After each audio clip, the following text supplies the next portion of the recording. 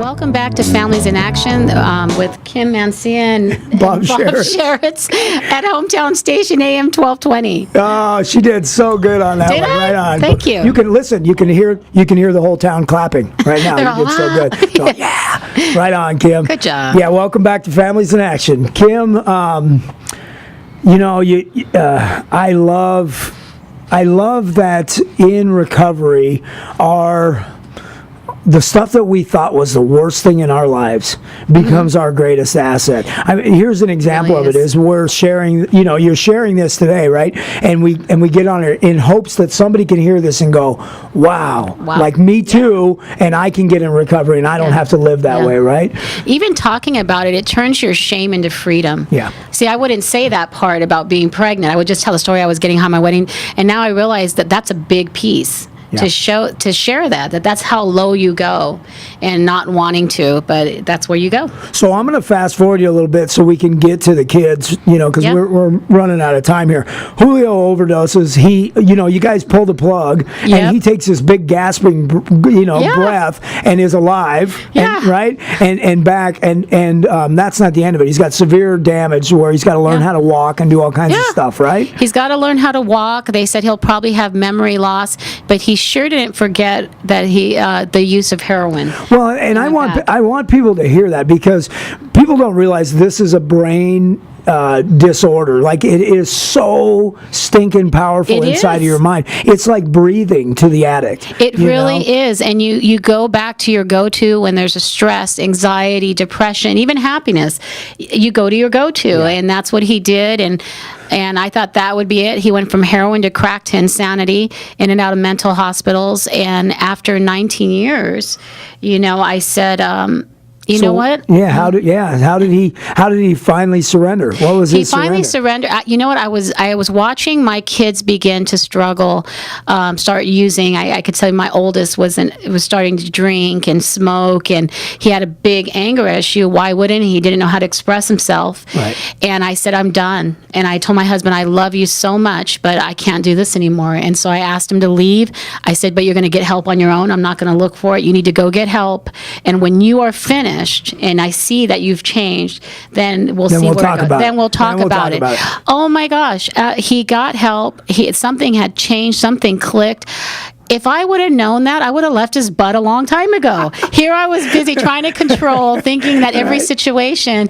And so that's the story with my husband, how Kim, he's let's changed. go. Kim, let's go. I finally let go and let God. I understand what that means now. Yeah, and so and the kids, the kids are using and they're acting out by this point, and they're getting a little bit older. And it's real important for us to understand that if you're a parent out there who hasn't done the best job, who hasn't been available for whatever reason, and your kids are not doing so well, that it's not your fault, but they just don't have a way of expressing themselves. They don't have a way of expressing. And I told somebody, they asked, how do I stop my kids?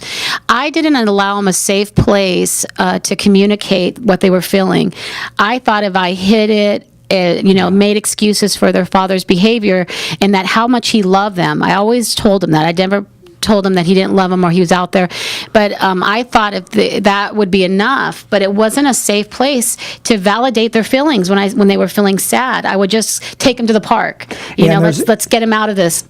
I would even paint the bathroom because he OD'd so many times. So I thought if I change the atmosphere, change the door, paint the bathroom, paint the living room. That was my idea of trying to fix again and control. And my oldest said he was so angry. He had he would take it on the streets. And he would take it out on me. And he said, the only reason I did that, Mom, is because I didn't want Dad to die and be angry at him. So I took it out on everybody else but him. Yeah. And my youngest, on the other hand, was scared to death. And I remember him always being behind my leg watching their dad OD, and he looked helpless and hopeless, and he was so afraid, and a lot of anxiety and a lot of depression. So what did he do with those feelings? What he did is he numbed it by drugs and alcohol, started with that, then to marijuana. And he said, Mom, I'll never, ever use heroin. I mean, look at Dad. Why would I? Why would I? Yeah. I'll never, ever. So then he went to Oxy, and then he went to Vicodin and Adderall and all these different things trying to numb. And eventually, he said, actually, the drug dealer said, I'm out of Oxy, but I do have heroin. Yeah. And he cussed him out and hung up the phone and said, I don't want to do that. But then he called back and said, okay, I'll get it. Yeah. And he went and did it for the first time. And he says, but I'm not using with the needle. I'm snorting it, so I'm okay. You know, Bob Those calls contracts, it, right? Yeah. Those. Bob calls it low bottom snobbery. You know, I'm not doing the needle, but Yeah, right. I sit down there, I'm making it okay by putting that next thing that I'm not doing, the worst thing in front of me, right? I'm not doing that. And Yeah. before How long ago was that when he started using those prescription opiates and maybe tried heroin for the first time? As far as I know, at the same age, probably like 13, 14, he was using the marijuana and alcohol. I just found out recently that he said he started snorting heroin 8 years ago. I thought it was about 4. Yeah. So he might have been dabbling back How old is then. he today? 20? He's 24. 4 years old. 24. So Yeah. he was about same thing we were, and he just spiraled. He spiraled, and it was this sensitive kid. And a couple of years ago, I think he really started taking a look at changing his life. Yeah. And he's been struggling over the last couple of years, you know? Yeah, trying to change, and he would go to court, and he would have little things that he would do, you know, stealing CDs, stealing chapstick. He would just love the thrill of being able to do that.